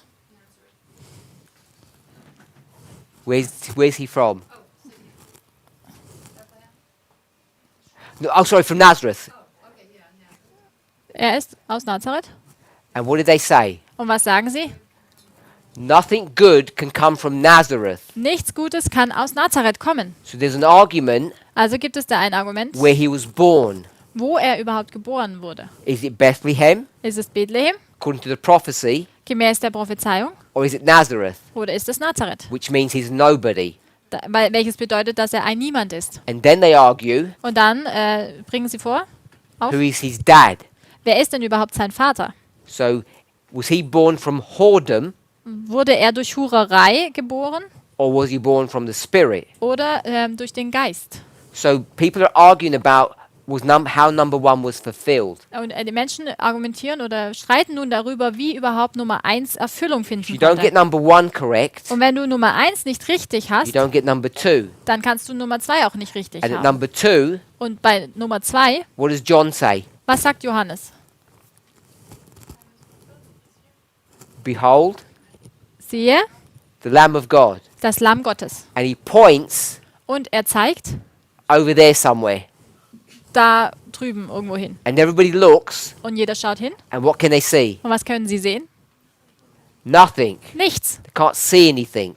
Sie können nichts sehen. So depending on how you see 1 and 2, Also es kommt darauf an, wie du Nummer 1 und 2 siehst, if you accept it was Bethlehem, ob du nun akzeptierst, dass es Bethlehem if you war, accept it was that plain man, dass du akzeptierst, dass es dieser einfache Mann then you're war, here, und dann befindest du dich hier and you can begin to prove that number 4 is about to happen. und du kannst beweisen, dass Nummer 4 Erfüllung finden wird. So in order to accept this, Um nun das zu akzeptieren, you have to accept the prophecies as they go through, one after another, muss man die Prophezeiungen annehmen, eine nach der anderen, in their order. in ihrer Reihenfolge.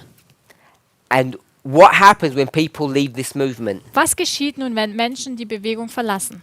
What do they say? Was sagen sie? They say Sie sagen, that the prophecies, dass die Prophezeiungen, did they say the prophecies are not being fulfilled? sagen sie, dass die Prophezeiungen sich nicht erfüllt haben? No, they don't say that. What did they say? Nein, das sagen sie nicht. Was sagen sie? That's what they say, but in the context of what we're saying. In dem Kontext, was wir hier eben betrachten, Everybody agrees what number 1 means. jeder stimmt damit überein, was Nummer 1 war. Number 2, Und Nummer 2 we have the same date. bei Nummer 2 haben wir das gleiche We Datum, begin to do what? aber wir beginnen was zu tun? Explain it differently. Es auf unterschiedliche Art und Weisen zu When you get to erklären. number 3, Und wenn wir nun zu Nummer 3 gelangen, there's clear divergence. gibt es sichtbare Unterschiede. So what begins to happen Was also anfängt zu when geschehen, people leave wenn Menschen gehen, is that they have a completely different explanation ist, dass sie eine komplett unterschiedliche Erklärung haben. of what? Von was denn? The special prophecies Diesen besonderen Prophezeiungen, that are in process of fulfillment. die sich im Prozess der Erfüllung finden. And the reason you need to know what those special prophecies are and how they were fulfilled Und der Grund, warum du nun wissen musst, was die speziellen Prophezeiungen sind und wie sie Erfüllung is finden, because they're the proof of what? ist, weil sie der Beweis für was sind. Number 4. Für Nummer 4. They prove what number 4 is. Sie beweisen, was Nummer 4 ist.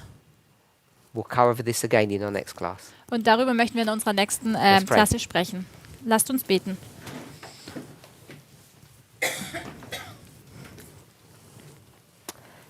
Heavenly Father, we thank you. Himmlischer Vater, wir danken dir. We ask, Lord, that you would give us an intellectual understanding of this concept Herr, wir bitten dich, dass du uns ein intellektuelles Verständnis von diesem Konzept gibst and also that we might choose the right messenger to follow. und auch, dass wir den richtigen Botschafter wählen, dem wir folgen. Please guide and bless us. Bitte führe und segne uns. We pray in Jesus' name. Das beten wir in Jesu Namen. Amen. Amen.